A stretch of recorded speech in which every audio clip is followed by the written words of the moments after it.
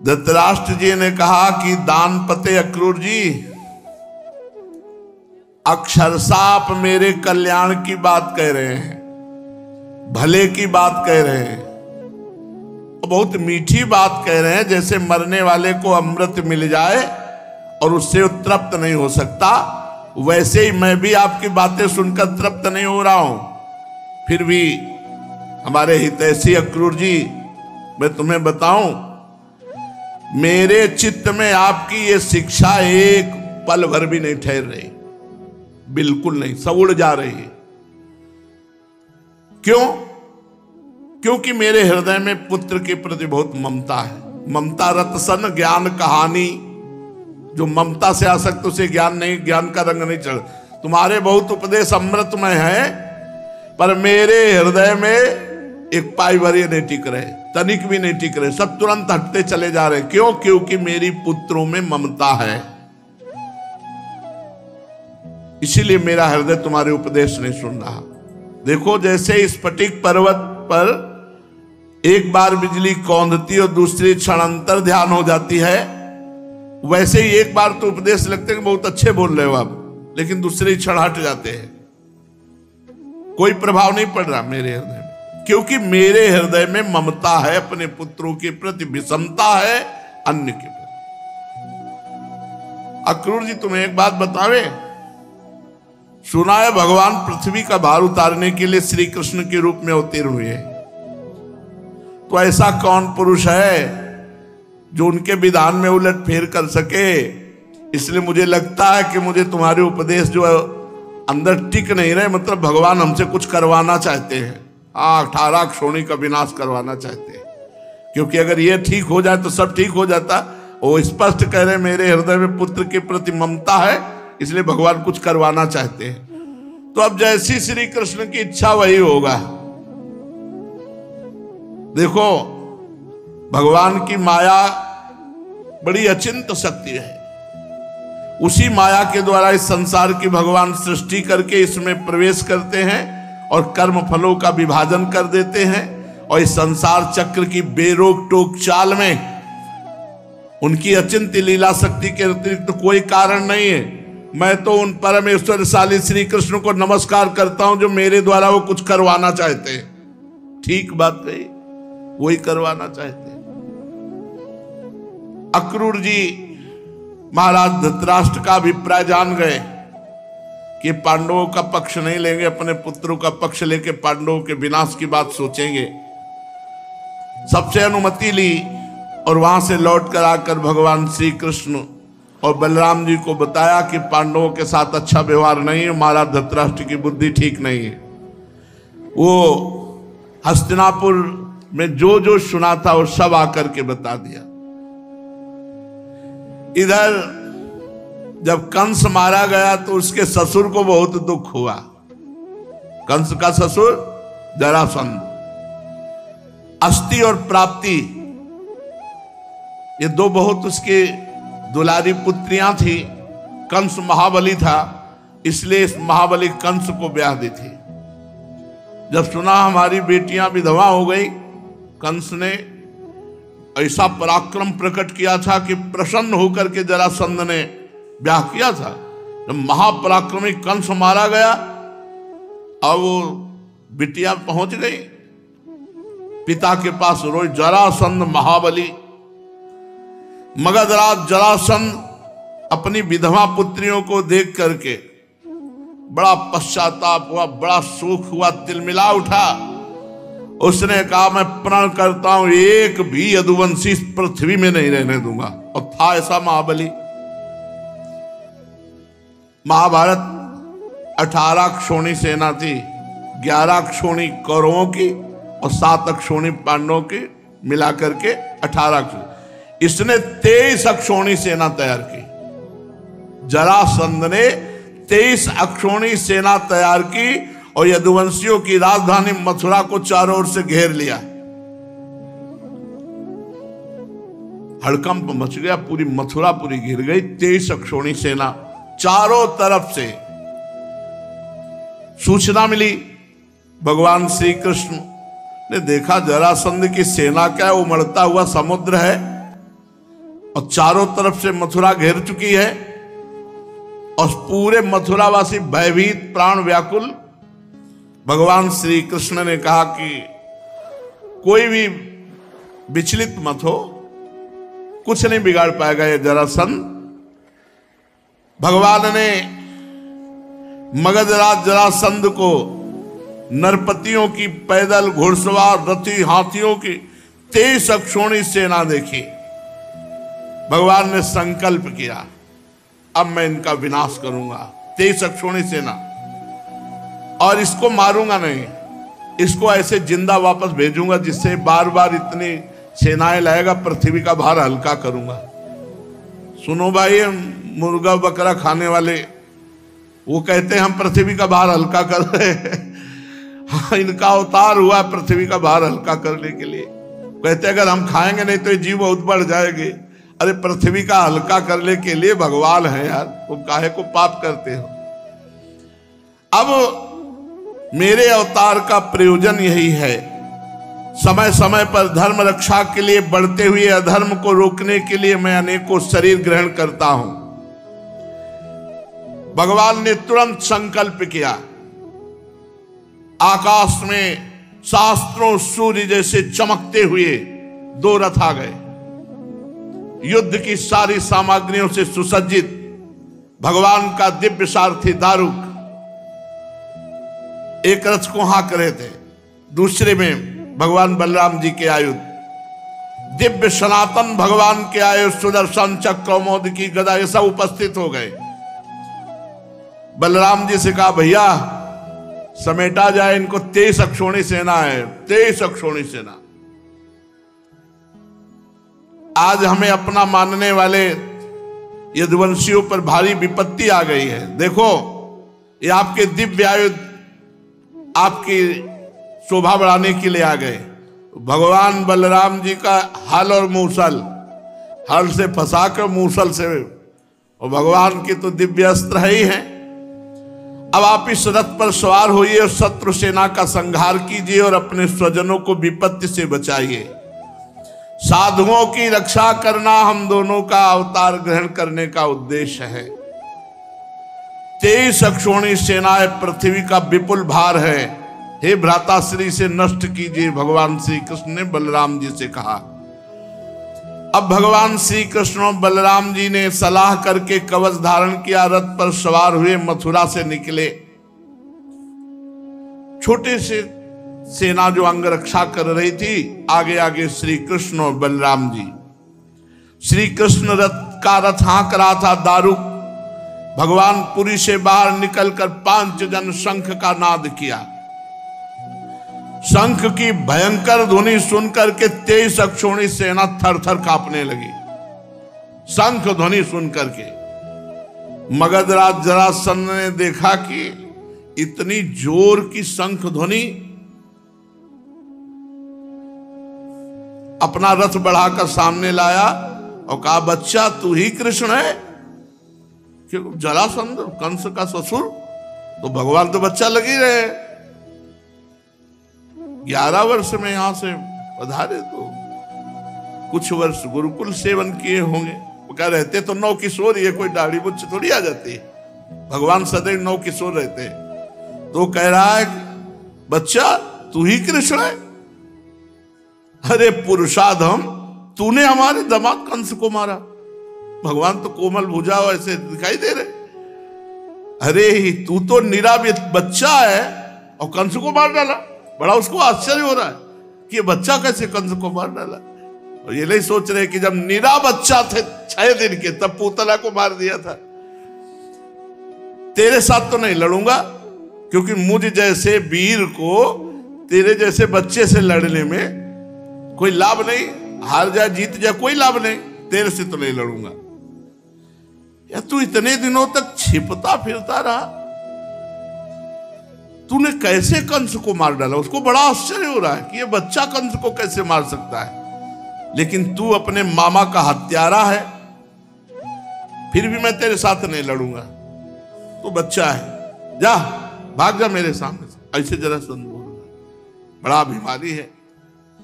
हाँ, थोड़ा यदि बलराम चाहे तो लड़ सकते हैं, बलराम तुम्हारी श्रद्धा है मर करके स्वर्ग जाने की? अगर थोड़ी भी हिम्मत हो तो हिम्मत बांध करके मुझसे जैसे चाहे तैसे लड़ ले। और ये नहीं समझ रहे कि पूरा अनंत ब्रह्मांड इन्हीं के फड़ पे है। शेषावतार भगवान बलराम जी, मैं अभी अपने बाणों से छिन्न भिन्न करके तुझे स्वर्ग पहुंचा देता हूं। भगवान श्री कृष्ण ने कहा, मगधराज तुम सूरवीर हो? सूरवीर तो ऐसे नहीं होते, सूरवीर तो युद्ध करते हैं, डींग नहीं हाँकते। तुम अपने बौल और परुष का तो बहुत बड़ा घमंड रखते हो। चाहूं तो तेरी अभी मृत्यु कर सकता हूं, लेकिन मारूंगा नहीं तुझे। भगवान श्री कृष्ण ने कहा, तू ऐसे बक रहा है जैसे मरने वाला सन्निपात में बकता है। बक ले। हमारे जैसे वीर तेरे जैसे डींग हाँकने वालों की बात नहीं सुनते। परीक्षित, जैसे वायु बादलों से सूर्य को और धुएं आग को ढक लेती है, ऐसे ही भगवान श्री कृष्ण को चारों तरफ से मगधराज की सेना ने घेर लिया और बाणों की वर्षा कर दी चारों तरफ से। यहां तक कि भगवान का रथ सारथी कुछ नहीं दिखाई दे रहा, आधा धुंध, चारों तरफ से बाण चल रहे। अब जो अटारियों पर चढ़े हुए मथुरावासी देख रहे, सब हाहाकार मच गया कि अभी तो प्रारंभ ही हुआ युद्ध। भगवान का, बलराम जी का और श्री कृष्ण का सब रथ और सब ढक गया बाणों से।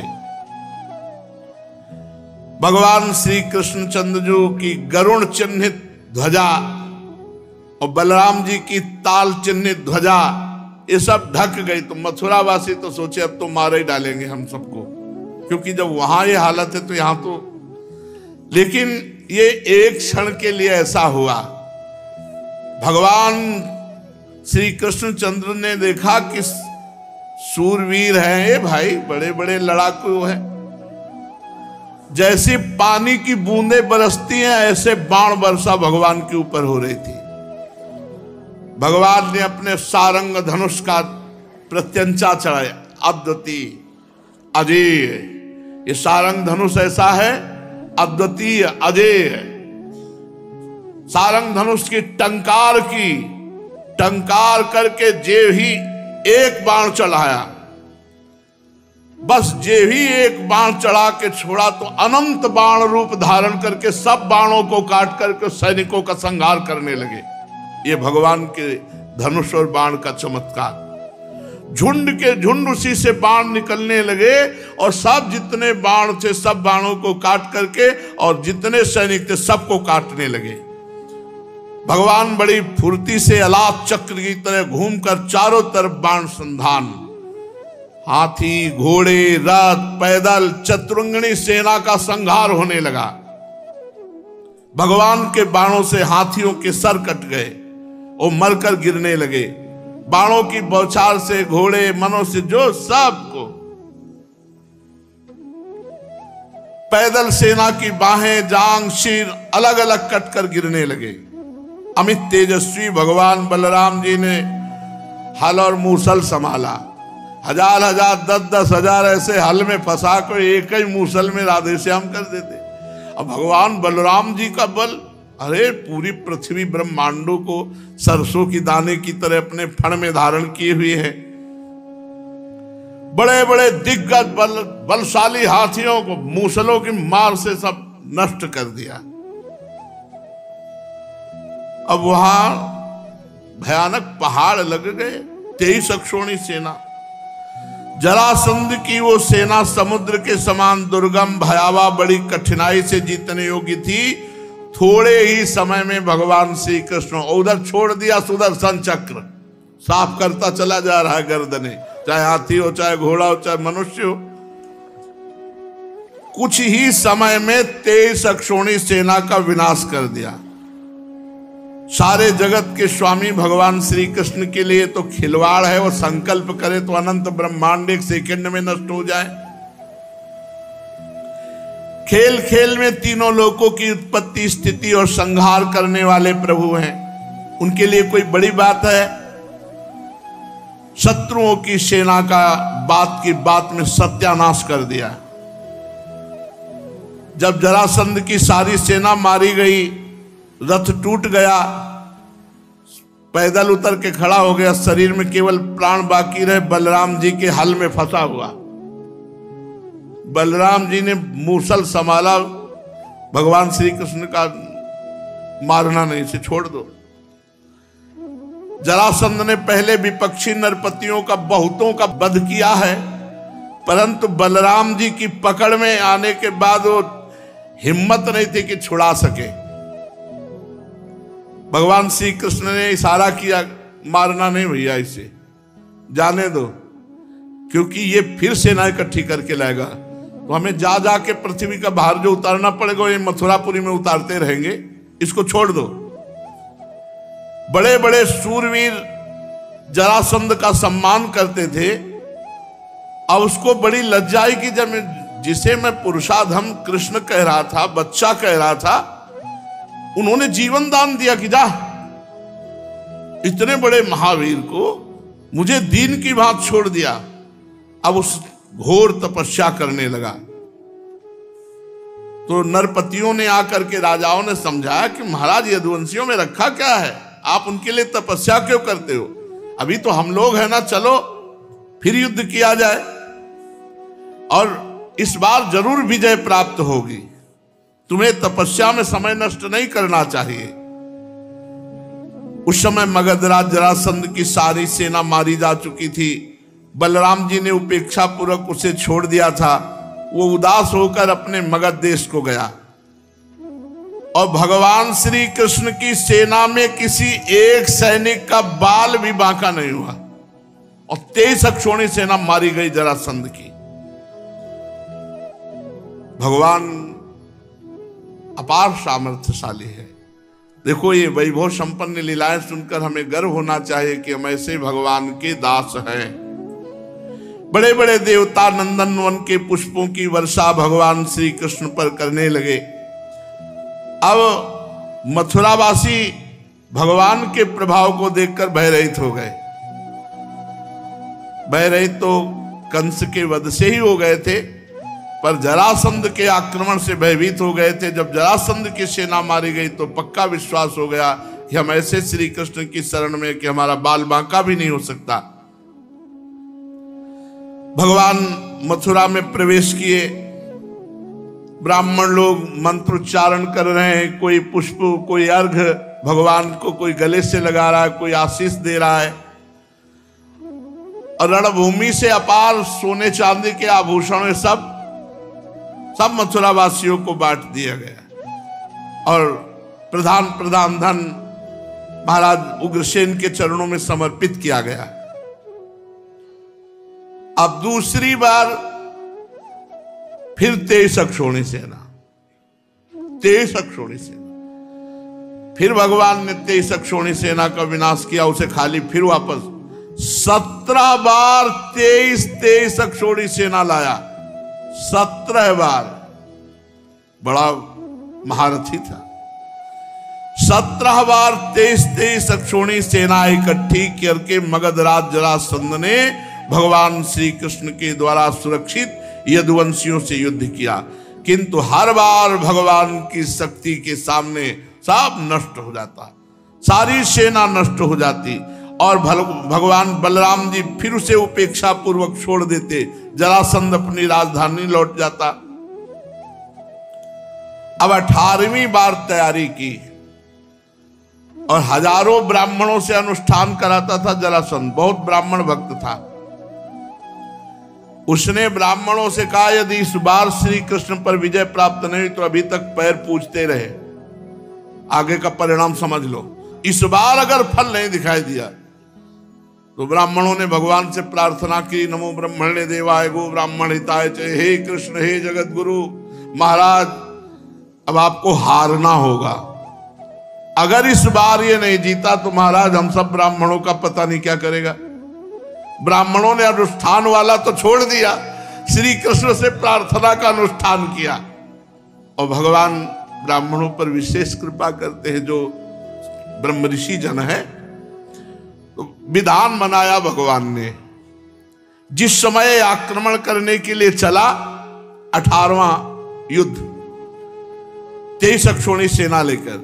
उसी समय भगवान के मन स्वरूप श्री देवर्षि नारद जी ने एक काल यवन नाम का बड़ा वीर म्लेच्छ योद्धा था, उसने देवर्षि नारद जी से कहा कोई त्रिभुवन में है हमारे जोड़ का?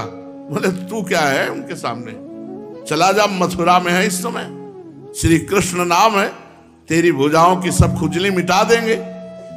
काल यवन भागता हुआ आया, 3 करोड़ म्लेच्छ सेना उसके साथ थी। 23 अक्षोणी सेना लेकर जरासंध आक्रमण करने आ रहा है, पूरी मथुरा को घेर लिया 3 करोड़ म्लेच्छ सेना, और ललकारा कौन है? श्री कृष्ण, आओ। भगवान श्री कृष्ण ने बलराम जी से विचार किया कि ये तो बड़ी समस्या आ गई, 23 अक्षोणी सेना लेकर के जरासंध आ रहा है, और इधर कालयवन 3 करोड़ म्लेच्छ सेना लेकर घेर लिया मथुरापुरी को। अब ये तो 2-2 विपत्तियां हो गई। इस बलशाली यवन ने बड़ी समस्या पैदा कर दी। भला इनके लिए कोई समस्या है? देखो, अगर हम इससे लड़ने लगे तो जरासंध बस पहुंचने ही वाला है, वो हमारी पूरी मथुरापुरी को नष्ट कर देगा, क्योंकि चिढ़ा हुआ है। 17 बार 23 अक्षोणी सेना मारी गई। अब ऐसा करते हैं, पहले एक दुर्ग का निर्माण करते हैं और पूरे अपने निज जनों को वहां भेज देते हैं। तो भगवान ने जिस दुर्ग का निर्माण किया समुद्र के जल में, वो द्वारिकापुरी, और द्वारिकापुरी में अपनी योग माया के द्वारा समस्त प्रियजनों मथुरा वासियों को द्वारिकापुरी पहुंचा दिया, और स्वजन संबंधियों को किले में पहुंचाकर भगवान बलराम जी से सलाह करके और बढ़िया माला डाल करके पान पाके मुस्कुराते हुए निकले। नारद जी ने बताया था 4 भुजा, श्याम रंग पीतांबर धारण किए हुए, मोर पंख का मुकुट धारण किए हुए। उसने देखा काल यवन ने, यही श्री कृष्ण, वे श्री कृष्ण। भगवान भागे, अरे बोले 2-2 हाथ करो, नारद जी ने बताया कि तुम बहुत बड़े वीर हो। भगवान भाग पड़े ब्रह्म ऋषियों को बचाने के लिए।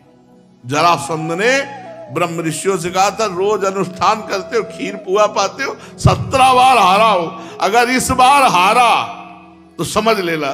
तो ये अनुष्ठान देखो, भगवान अपने भक्त के लिए, इनके लिए यवन को और जरासंध को मारना कोई खिलवाड़, इनके लिए क्या है? केवल सोच भ्रगुटी विलास सृष्टि लय हुई, भगवान भाग चले। तो एक भगवान का नाम हुआ रणछोर। रणछोर भगवान की शेष चर्चा आगे भैया। राधा वल्लभ सिंह ऐसे करने में है कोई बहुत बड़ी बात मत समझ, बस ये है कि इधर अगर स्वीकार किया तो उधर गेट बंद हो जाएगा, इसीलिए पिट जाते हैं, गाली सुन लेते हैं महात्मा जन, लेकिन प्रयोग नहीं करते अपने भजन का, और प्रभु के पास जाते हैं। ऐसा ना समझे ना कि वो चमत्कार पीछे घूमते हैं।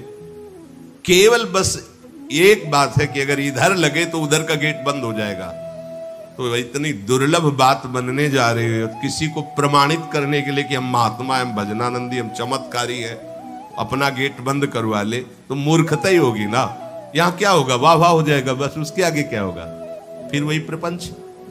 तो ये जो ब्रज के महात्मा है, जो भगवत प्रेमी महात्मा है, जो भगवत प्राप्त करने वाले हैं, इनके अंदर चमत्कार के बाप की सृष्टि होती है। ये चमत्कार बहुत ऊपर होते हैं। ये नहीं सोचना चाहिए कि इनमें भजन होता तो उसने 2 थप्पड़ मारे भस्म कर देते। भजन का जानते हो, भजनानंदी का 2 थप्पड़ मारा है, तुम्हें निश्चित भगवान की प्राप्ति हो, तुम्हारा कभी अमंगल न हो, भगवान तुम्हारे परिवार को भी सुखी रहे और तुम आजीवन स्वस्थ रहकर पवित्र बुद्धि के द्वारा भगवान को प्राप्त। ये महात्माओं का बल होता है। महात्माओं के बल थोड़ी होता है किसी ने गाली दिया, मार दिया, जा भस्म हो जा। ये भस्मासुर थोड़ी होते महात्मा है भाई, भस्म कर दिया, नष्ट नहीं। साधुते हो न कारज, तब भगवान उनके अधीन होते हैं। ये चमत्कार, ये ना सोचो कि भजन करते होते तो फिर चमत्कार, या ये गाड़ी घोड़ा रुपया पैसा चमत्कार, ये पापियों के पास भी है। ये तो प्रारब्ध का खेल है। प्रारब्ध बदला, ऐसे से ऐसे हो गया, इनका कोई महत्व नहीं है। महत्व है नित्य युक्तस्य योगिनः, तुम्हारा चित्त निरंतर आराध्य देव में युक्त है कि नहीं। किसी भी ऐश्वर्य, किसी भी भूमि, किसी भी पद का कोई भी संबंध, आश्रय, चिंतन नहीं। ये हुआ अनन्य चेता। जैसे पतिव्रता स्त्री का मन केवल पति के ही सुख में निमग्न रहता है, पति का चिंतन, पति की बातें, पति वो उसी में मगन रहती है। पति के सिवाय उसके मन में अन्य किसी पुरुष का राग पूर्वक चिंतन कभी होता ही नहीं। जैसे शिष्य का गुरु के सिवाय कहीं चिंतन नहीं होता। पतिव्रता पत्नी का मन, प्राण, तन सब पति के ही सेवा में, चिंतन में, मनन में। जैसे शिष्य का गुरु के ही तन, उनकी सेवा में मन, उनके आज्ञा के पालन करने में एक एक चेष्टा गुरु की प्रसन्नता के लिए, कोई दूसरा इष्ट शिष्य का होता ही नहीं है। शिष्य का कोई दूसरा इष्ट नहीं होता। ऐसे शिष्य को अपने गुरुदेव में ही भगवान का साक्षात्कार हो जाता है, क्योंकि पर्दा हटा तो देख लिया कि प्रिया प्रीतम मुस्कुराते हुए बैठे। श्री भट्ट देवाचार्य जी के पास जब हरिव्यास देवाचार्य जी आए तो कहा, भगवान हम शिष्य बनना चाहते हैं। तो उनका, तुम्हें हमारी गोद में कुछ दिखाई दे रहा है? तो कहा, ऐसा में कुछ तो नहीं दिखाई दे रहा है। तो उनका, फिर अभी तुम जाओ गिरिराज जी की 12 वर्ष परिक्रमा करो, राधे राधे बोलो 12 वर्ष। ऐसा ही किया। 12 वर्ष बाद फिर आए, अब कुछ दिखाई दे रहा है? बोले भगवान कुछ नहीं दिखाई दे रहा। बोले जाओ फिर 12 वर्ष। कह रहे कि जो शिष्य है गुरु के सिवा और कोई इष्ट नहीं है, उन्हीं का चिंतन, उन्हीं के आगे, तो वही उसको साक्षात्कार हो जाता है। जब 24 वर्ष बाद आज्ञा पालन करके आए तो देखा प्रियालाल गोद में। बोले अब कुछ दिखा है? हाँ। बोले प्रियालाल महाराज जी विराजमान है, आओ। वही महावाणी के रचयिता श्री हरिव्यास देवाचार्य जी गुरु आज्ञा में एक कदम पीछे ने 24 वर्ष गिरिराज जी की परिक्रमा, राधे राधे। आए नहीं जब तक आज्ञा पालन नहीं हुई। आज्ञा पालन साक्षात्कार करने के बाद मंत्र दीक्षा दी। आज्ञा पालन का फल भगवत साक्षात्कार। जो अन्य तरफ मन ले जाता है, अन्य तरफ अपना भाव ले जाता है, वो अनन्य चेता नहीं कहलाता है। अनन्य चेता को भगवान सुलभ हो जाते हैं। सततम यो माम स्मरति नित्यशः। सततम का अर्थ होता है जब आप होश में हैं तो आपका मंत्र या नाम चल रहा हो। नींद खुली, आप जप नहीं रहे, आपको ऐसा कि मंत्र जपना, ऐसा नहीं, चल रहा है। तो सोते में भी चल रहा है। जब आप नींद में गए तो आपका मंत्र चल रहा था, आप सुषुप्ति में हो गए पर आपको पता नहीं। जब जगो तो आप देखो चल रहा है कि नहीं चल रहा है। अगर चल रहा है तो चल रहा था, नहीं चल रहा तो फिर सतत नहीं था। उसका कारण आपने सोते समय भजन नहीं किया। यह भी गुरु कृपा से पहले ही सिखा दिया गया था कि जब तक गाढ़ नींद ना आवे तब तक आसन में बैठ के मंत्र जप करो, जब आ जाए तो लेट जाओ, मंत्र का ही चिंतन करते हुए सो।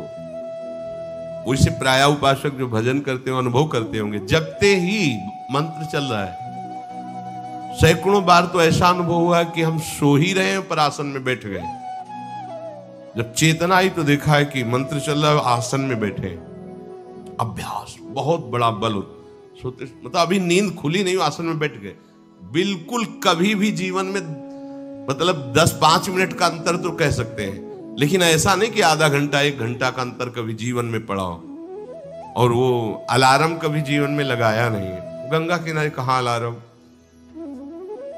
अभ्यास बहुत बड़ी ताकत होती, बहुत। आप सोचो, अभ्यास नहीं तो नेत्र खोल के भी निशाना नहीं लगा सकते। अभ्यास है तो शब्द पे गोली मार देगा, आवाज हुई ठीक वही गोली लगेगी। अभ्यास बहुत बड़ी ताकत होती है। अभ्यास इतना भजन का, सततम योमाम स्मृति नित्यशः, बहुत कठिन लग रहा है ये, पर एक बार मन पकड़ लेगा तो बहुत आनंद आएगा। कैसी कैसी आनंद वृत्तियां होती हैं निरंतर भजन करने वालों की। दूसरे की जरूरत नहीं, अपने आप में नाचता है, अपने आप में बातें करता है, अपने आप में हंसता है, अपने आप में खेलता है, उसे किसी और की जरूरत नहीं होती। वो अपने आप, जो आप है ना, वो अपने आप से खेलता है, अपने आप में हंसता है, अपने आप से बातें करता है। जो भगवत प्राप्ति करना चाहता है, जो अध्यात्म की ऐसी ऊंचाई पर पहुंचना चाहता है जहां काम, क्रोध, लोभ, मोह, मद, मत्सर, ईर्ष्या, द्वेष इनका प्रवेश ही नहीं, इनकी पहुंच ही नहीं है, कितना उस हृदय में आनंद होगा जिसमें कोई कामना नहीं है, कोई द्वंद्व प्रभावित नहीं कर पा रहा। और यही तो प्राप्त करने के लिए हमें मानव देह मिला है। पीछे के पद में भगवान ने भक्त्या युक्तः शब्द का प्रयोग किया था। भक्ति युक्त, भक्ति प्रभु के सिवा अन्य कोई हमारा प्रिय न रह जाए, यह है भक्ति की कसौटी। ज्ञान की कसौटी, आत्मरति के सिवा और कहीं रति न रह जाए। आत्मावान, आत्मरति, आत्म क्रीड़ावान। बात एक ही है, हम श्री कृष्ण बोले, ज्ञानी आत्मा बोले, योगी परमात्मा बोले, भक्त भगवान बोले, वो एक ही बात है। पर अन्य कुछ रह जाना, ना वो ज्ञानी है, ना वो योगी है, और ना वो भक्त है। भक्त्या युक्तः, प्रभु के सिवा अन्य कोई सत्ता नहीं, अन्य कहीं महत्ता नहीं, अन्य कहीं अपनापन नहीं, चाहे वो वस्तु हो या व्यक्ति हो या स्थान हो, चराचर जगत में कहीं भी अपनी प्रियता न रह जाए, इसी का नाम भक्ति है। कहने को भक्ति सरल लगती है, पर इसीलिए कठिन है कि सब जगह की प्रेम फांसी को काटकर एकमात्र आराध्य देव से प्रेम करना बड़ा कठिन है। बातें बना लेना बड़ा सरल है, पर अपनी ममता को, आसक्ति को समेट पाना बहुत बहुत कठिन है। कोई बिरला साधक ऐसा होता है जो अपने लक्ष्य की तरफ रखता है, भगवान सामने, सदगुरुदेव सामने, पर ये दुष्ट इंद्रियां और मन जगत को ही पाना चाहते हैं, जगत को ही भोगना चाहते हैं, जगत को ही देखना चाहते हैं। कैसी मलिनता! इसलिए भक्त्या युक्तः, बातें केवल कर लेना थोड़ी होता कि हमें भगवत प्राप्ति करनी। भगवत प्राप्ति करनी है तो इसके मूल में सारी बात आ गई कि अब मुझे और कुछ चाह नहीं रखनी, और कोई कामना की पूर्ति नहीं करनी, और किसी से अपनापन नहीं रखना, मुझे प्रभु चाहिए। ये सावधान हो जाइए, आप एकांत में भी भगवान के सामने हैं, आपको हमारे श्यामा श्याम देख रहे हैं। ऐसी भावना से हर समय सजग रहोगे तो पापाचरण बंद हो जाएंगे। पापाचरण बंद होते ही हृदय प्रभु की तरफ भाग पड़ेगा। प्रभु की तरफ भागना क्या है? प्रतिक्षण उनका गाढ़ चिंतन। फिर किसी सुख की तुम्हें आकांक्षा नहीं करनी पड़ेगी, किसी सुख का तुम्हें अभाव नहीं लगेगा। ई परलोक सकल सुख पावत, मेरी सो भैया कृष्ण गुण संचो। तुम्हें मेरी शपथ है, तुम कृष्ण के गुणों का गायन करो, कृष्ण नाम रटो, कृष्ण रूप ध्यान करो। इसका फल होगा प्रियाजू के चरणों में प्रीति। जिसका गोरे चरणारविंद से संबंध है, यह परलोक किसी भी सुख की चाह ही नहीं रह जाती। प्रभु करुणा करके कह रहे हैं, वही आचार्य है, मेरी कसम तुम कृष्ण के गुणों का संचय करो, तुम्हें इस लोक परलोक में सब सुख मिल जाएंगे, कोई अभिलाषा अधूरी नहीं रह जाएगी। पर भक्त्या युक्तः, अन्य संबंध, अन्य महत्व बुद्धि, ये कलंक है हमारी भक्ति में, नहीं समझ रहे।